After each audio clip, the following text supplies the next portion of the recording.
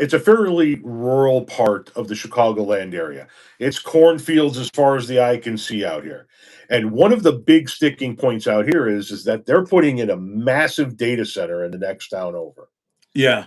How is rural America? I've been seeing some content of rural Americans saying, you know what, we're all going to break for Democrats if it means stopping these damn data centers. It's What the are you hearing greatest from that? uniter in rural America of anything out there right now, Tom. It really is.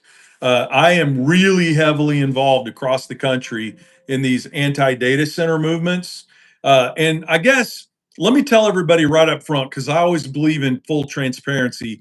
The company that I have could be called a tech company, right? And we use AI a little bit, not much, but we use it a little bit. But one of the things I've done over the past few years as I've attended a lot of these AI conferences to learn more about it. And the bottom line is it can be done the right way. You can make a self-sufficient data center that recycles almost 100% of the water, and it can be off-grid self-sufficient in regard to power. But they don't want to do that because it's more expensive. If they can go out to rural America and stick 25 wells down in the ground where all the aquifers are great and they can pull all that nice, clean, fresh water up and they can plug into, the rural power supply, mostly through co-ops, and there's very little pushbacks. What we're seeing in Missouri is they will come out and they will find a rural area where like a county commissioner owns 200 acres or 300 acres. And they'll approach that county commissioner and say, hey, Bob, we'll give you $5 million an acre to put a data center on it. And all you have to do is sign this NDA saying that you won't talk about the data center. And in some cases, Tom, they've already broken ground and they're building before the general public even finds out about it, But yeah, Yes, people are pissed, Tom. And I do think that that's the one area that could cause.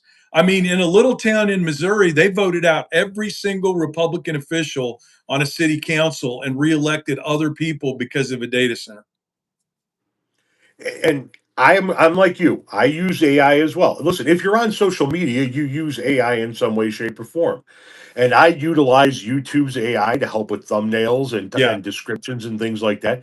But there has to be it's data centers aren't going anywhere. AI isn't going anywhere. The question is, can we do it the right way? And you talked about how it's more expensive to do it in an off-grid manner. I'm going to couple that with there are energy companies that are going to lose out on millions and millions of dollars if they go off grid as well. And they're not interested in that either.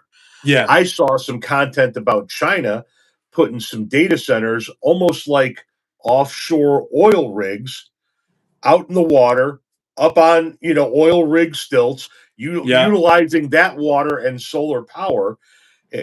From where I'm at yeah. in an area that has Lake Michigan, that's easy. We could pop that out there and stop destroying the interior of the state of Illinois. Luckily, Illinois could put a pause on them for right now, but it's a little too late for some of these data centers that are already under Already in construction. progress. In Yeah. Ohio here, I went by one today. I'm going to try to do a video by it tomorrow, but I went to, oops, sorry, hang on.